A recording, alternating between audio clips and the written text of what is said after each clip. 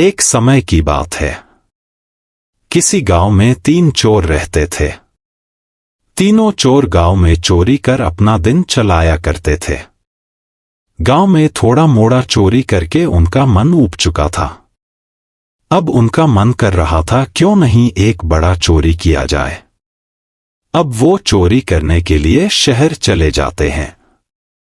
शहर में जाकर वो एक व्यापारी के घर में चोरी करने का प्लान बनाते हैं। शहर में एक बहुत बड़ा व्यापारी था, धनियाराम। उसका कई तरह का व्यापार था। एक दिन धनियाराम अपने पूरे परिवार के साथ दूसरे शहर में अपने किसी संबंधी से मिलने के लिए जाता है।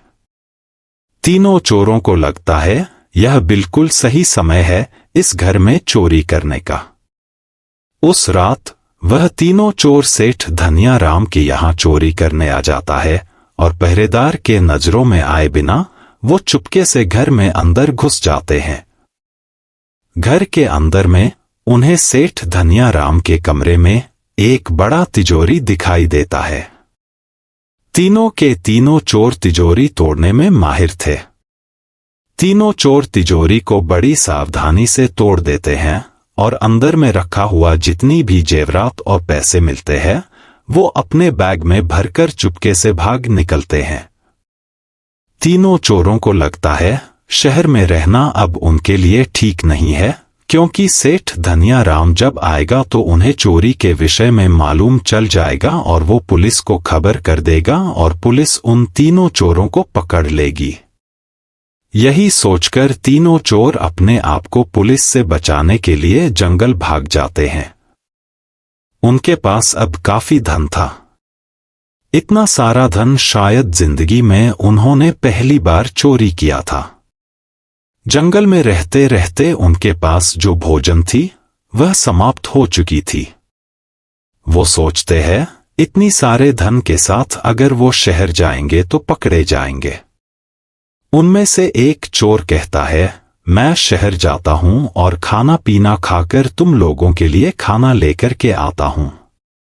अब एक चोर शहर चला जाता है और वहां एक होटल में खूब खाना खाता है और खाना खाकर के उन दोनों चोरों के लिए खाना पैक करवाता है।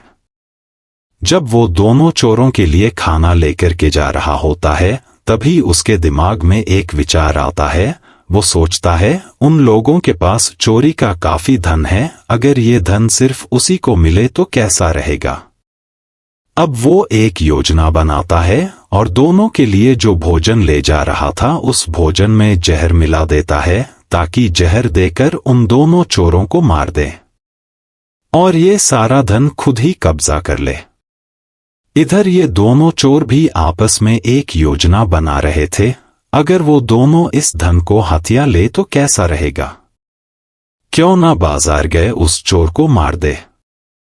जब वह चोर बाजार से खाना लेकर के आता है तब इधर दोनों चोर उस पर झपट पड़ता है और उसे मार मार के मार डालते हैं। फिर दोनों मजे से खाना खाते हैं, लेकिन खाना खाने के बाद दोनों खाना में जहर के कारण मर जाते हैं। तो हमें इस कहानी से सीख मिलती है, गलत संगत और गलत कार्य का परिणाम भी गलत ही होता है।